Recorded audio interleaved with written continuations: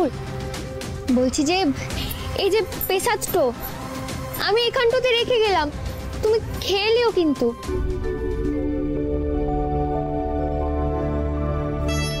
আর বলছিলাম যে শুনলুম তোমার খোঁজটা করতে এই গায়ে কেউ একজন এসছে।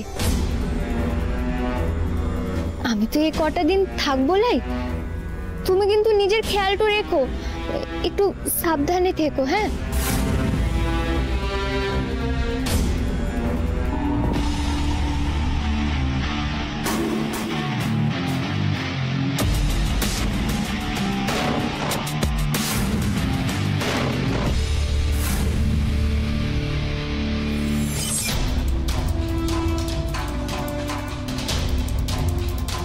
ইনি কি?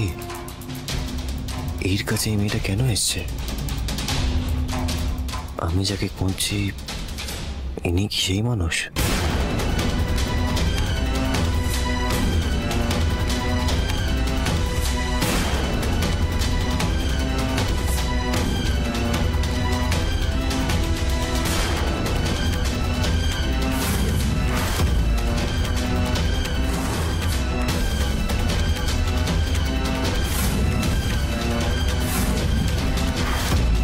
মাঝে মাঝে না শহর থেকে গুন্ডারা আসতো ওনাকে খুঁজতে, কে জানে হয়তো হাতের কাছে পেলে খুনই করে দিত। আপনি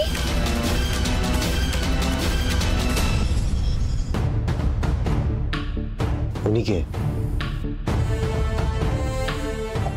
আপনি এখানে কি করছেন? কেন এসেছেন এখানে?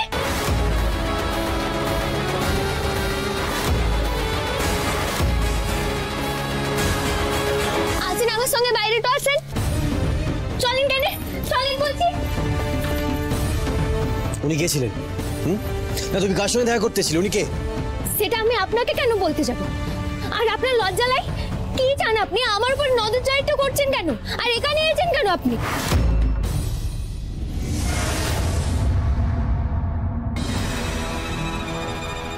দিদি, দিদি আসবো? আয়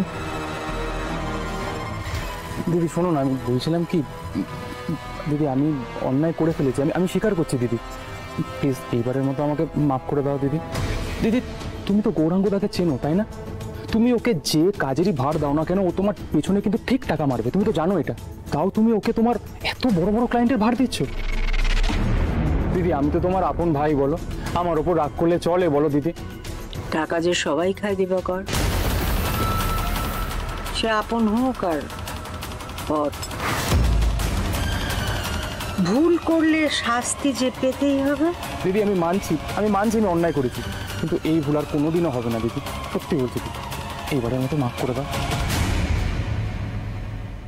এই লিসেন, তোমার উপর নজরদারি করার কোনো ইচ্ছে আমার নেই, বুঝতে পেরেছো?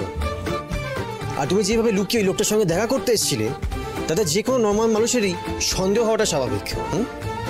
শুনেন, আপনার সন্দেহ আপনি আপনার কাজ করতে রাখুন কেন? এবার আপনি এখান থেকে যান কেন? না যাবো না, এটা তোমার কেনা জায়গা নয় যে তুমি যখন বলবে আমাকে এখান থেকে চলে যেতে হবে। ওই লোকটা কে সেটা দেখে আমি তবেই এখান থেকে যাব।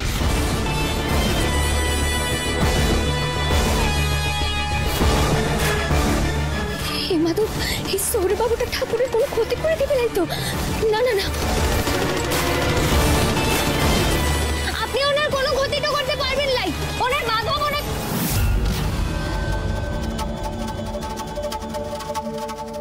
কি হলো? উনি কোথায় গেলেন?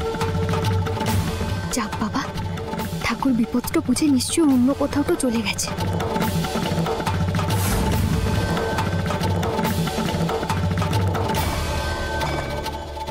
আমি শিওর এখানে যিনি ছিলেন তিনি আমার বাবা।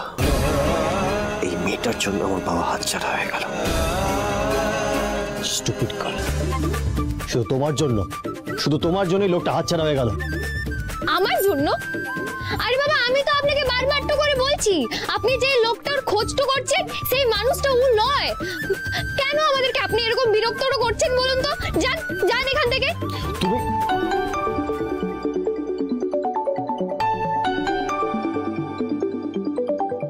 হ্যালো হ্যালো ক্রিশ, কি রে, কি কান দেখলে কোথায় হারিয়ে গেলি তুই? দেখ ক্রিশ, আজকে যদি আমার ট্রিটটা নষ্ট হয় না তাহলে কিন্তু খুব খারাপ হয়ে যাবে। রুক্স রুক্স রুক্স, আমি আসছি, হ্যাঁ আমি আসছি। ওকে।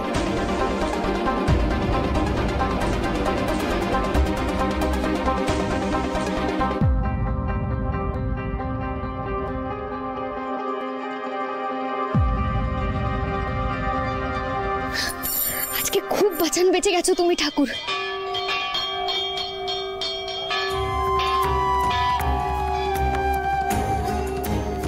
না না, আর দেরি তো করলে চলবে লাই, তাড়াতাড়ি মন্দিরটাতে যেতে হবে।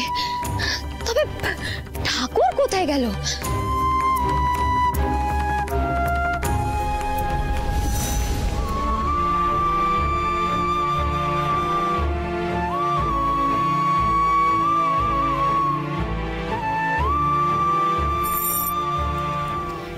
ও ঠাকুর, আজ তুমি আমায় আশীর্বাদটা করো কেন? আজ যেন তোমার শেখানো গানটো গেয়ে আমি সববার মনটা ছুঁয়ে নিতে পারি।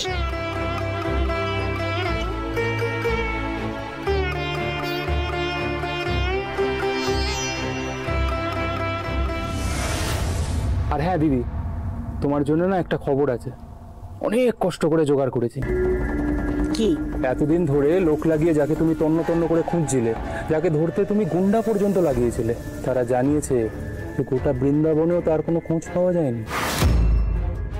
ওর মনে ঠিক সব। নানা দীপকর, আমি এই সমস্ত কিচ্ছু শুনতে চাই না। কৃষ্ণের মনে দিনের পর দিন ওর বাবাকে খুঁজে পাওয়ার আকাঙ্ক্ষা বেড়েই চলেছে। কৃষ্ণের মনে প্রশ্ন জাগছে দীপকর। এত বছর ধরে আমি কৃষ্ণকে ভুলিয়ে রেখেছি, কিন্তু এখন তো বড় হচ্ছে, ওর মনে প্রশ্ন জাগছে। আর আছে না, ঘরসূত্র বিভীষণ তো আছেই, তারা তোল্লাই দিচ্ছে ওকে। অনেকে চায় কৃষ্ণের বাপ আবার এই বাড়িতে ফিরে আসুক। আর লোকটা যদি ফিরে আসে সব শেষ। আর এই এতদিনের সাজানো প্রাসাদ, আমার ভণ্ডামির বিজনেস সব ধুলোয় মিশে যাবে। না দীপকর, আকাশ পাতাল সমস্ত তোলপাড় করে খুঁজে বার করতে হবে গোবিন্দ গাঙ্গুলিকে। খুঁজে যদি পাওয়া যায় একবার, একেবারে শেষ করে দিতে হবে।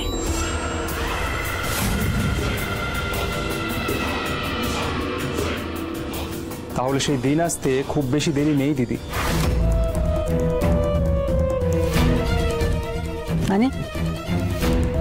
মানে দিদি, তুমি আমাকে যত বড় অপদার্থ ভাবো, আমি ঠিক তত বড় অপদার্থ নই।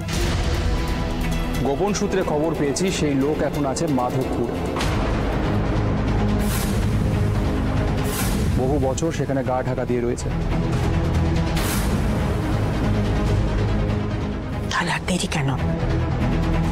যত তাড়াতাড়ি সম্ভব শেষ করে দিতে হবে লোকটাকে।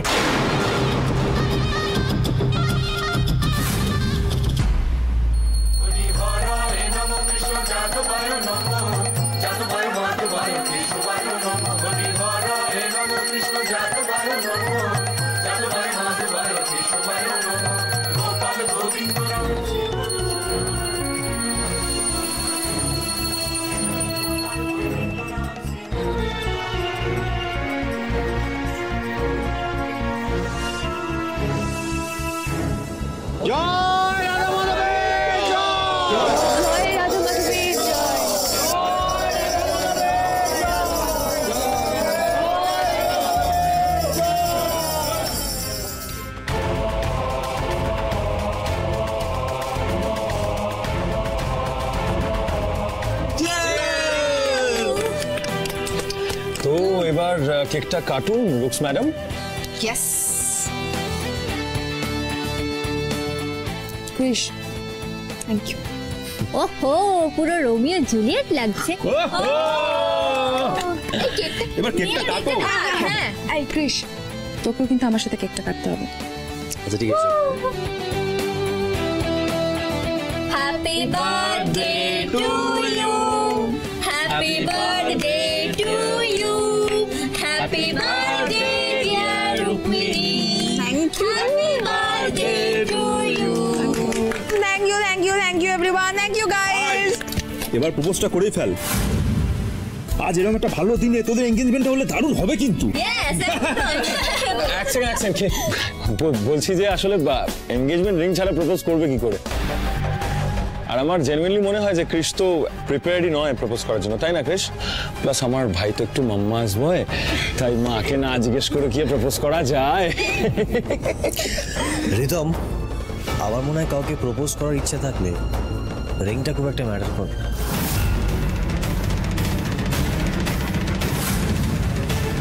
আজকে রাতটা এখানে কাটিয়ে কাল সকালে মন্দিরে আবার যেতে হবে গোবিন্দ গাঙ্গুলির খোঁজে। তাই আজ আমাকে রুক্সকে এখানে আটকাতেই হবে।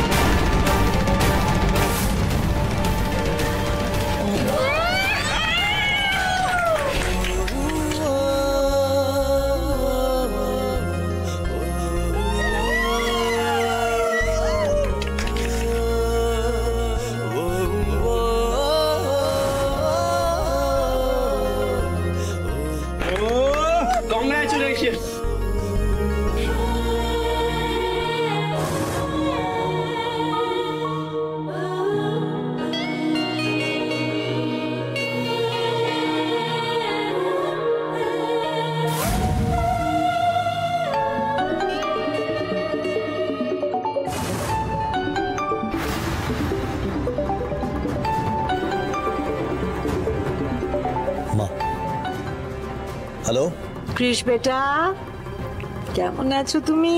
আমি ভালো আছি মা, তুমি কেমন আছো? বাহ, সবাই ভালো আছো তো? আমার রুক্মিণী মা কেমন আনন্দ করছে? তোমার সবার কথা খেয়াল থাকে না? রুক্মিণী খুব ভালো আছে আর খুব আনন্দ করছে এখানে। এই একবার লাউডস্পিকারে দেন না ফোনটা। হ্যাঁ, এক সেকেন্ড মা। হ্যালো আন্টি, আমরা এখানে দারুণ এনজয় করছি। কৃষ আমাদেরকে একটা ভিলেজে নিয়ে এসেছে। তবে জানো তো কি আন্টি, এই গ্রামটা না আমাদের কলকাতা থেকে খুব একটা দূরে নয়। তাই বুঝি? তো কি নাম সেই গ্রামে? মাধবপুর।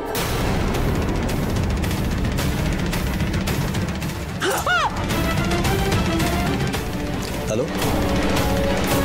মা, কিসে চিৎকার হলো? তুমি ঠিক আছো তো? কিচ্ছু হয়নি আমার,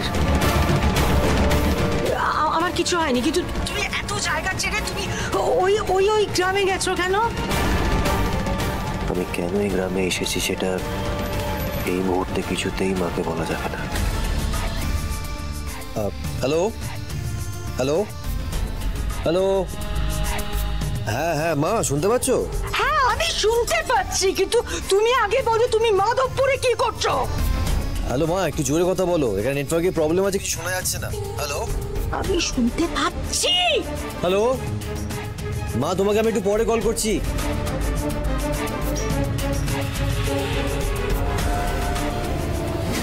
দিদি, দিদি কৃষকে জানতে পেরে গেছে ওর বাবা মাধবপুরে? নিঘাত জানতে পেরে গেছে। আর আমাকে মিথ্যেটা বলবে না বলে ইচ্ছে করে মনে হয় ফোনটা কেটে দিল। না না দিবাকর, আর দেরি করা যাবে না। কৃষ ওর বাবাকে খুঁজে পাওয়ার আগে না আমাদের ওর বাবাকে খুঁজে বের করে একেবারে শেষ করে দিতে হবে। তুমি কোনো চিন্তা করো না দিদি, আমি সব ব্যবস্থা করে রেখেছি। আমার লোক আজকেই জামাইবাবুকে খুঁজে ওকে শেষ করে ফেলবে। না দিবাকর, তোর লোকেদের ওপর আমার আর বিন্দু মাত্র ভরসা নেই। আমি নিজে যাব, আমি নিজে যাবো ওই মাধবপুরে গোবিন্দ গাঙ্গুলিকে খুঁজে বার করবো আর নিজের হাতে একেবারে শেষ করে দেবো লোকটাকে।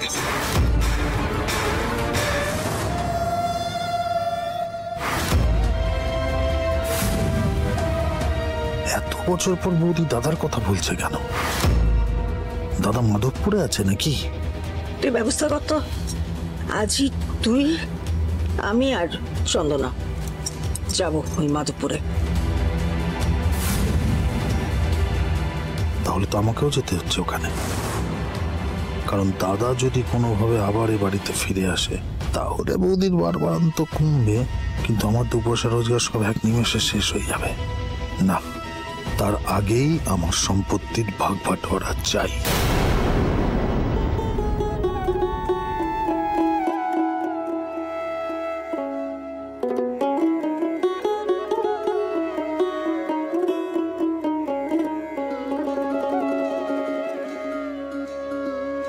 চিকন কালা তুই যে গলার মালা, ওরে চিকন কালা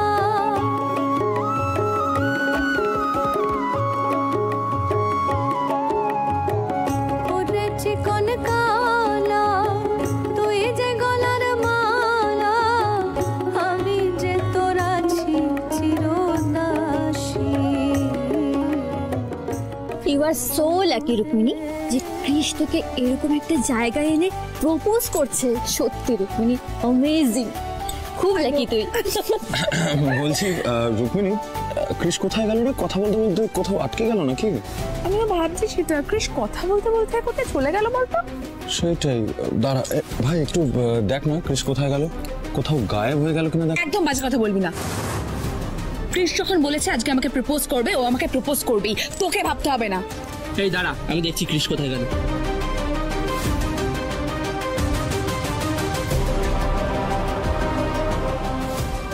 কৃষ না ফিরে এলে তোমার এত অহংকার কোথায় থাকে আমি দেখবো রুক্স ডার্লিং।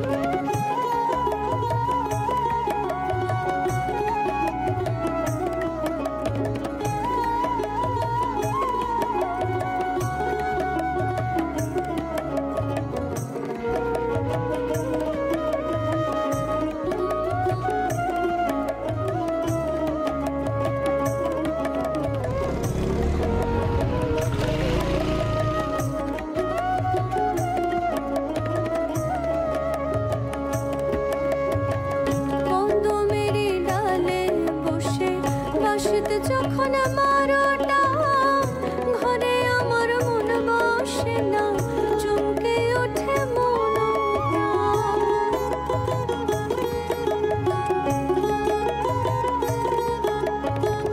কদমের ডালে বসে বসিতে যখন মারোটা ঘরে আমার মন বসে না, চমকে ওঠে মন।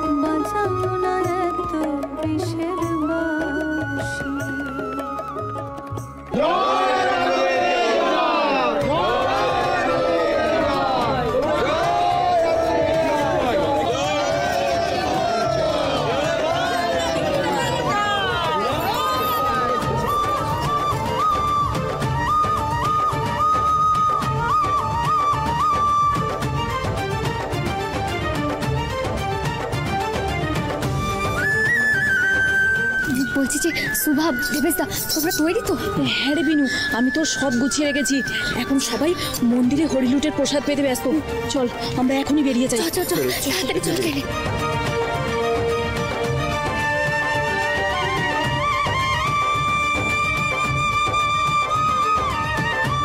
যে গান গাইছিল সে কোথায়?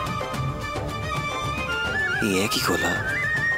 হ্যাঁ, এই একই গলা তো আমি সেদিন আমাদের বাড়িতেও শুনেছিলাম।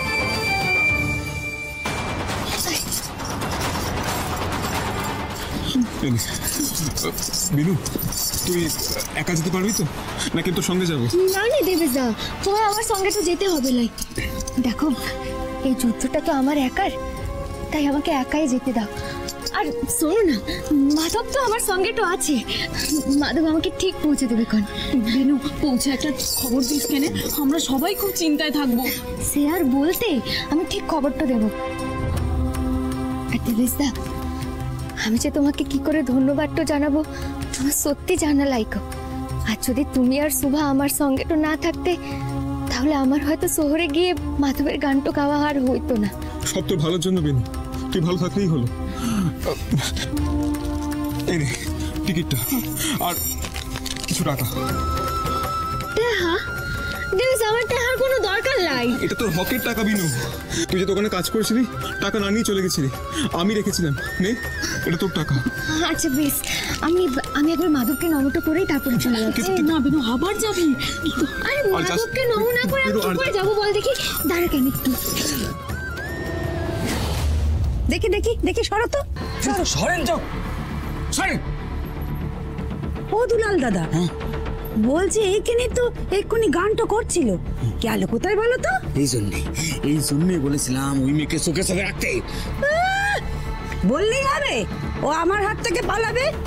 আজকে যদি ও পালিয়েছে না তো আমার নামে কুকুর পুষো, হ্যাঁ এই বলে রাখলো। ঠিক আছে। ওদিকে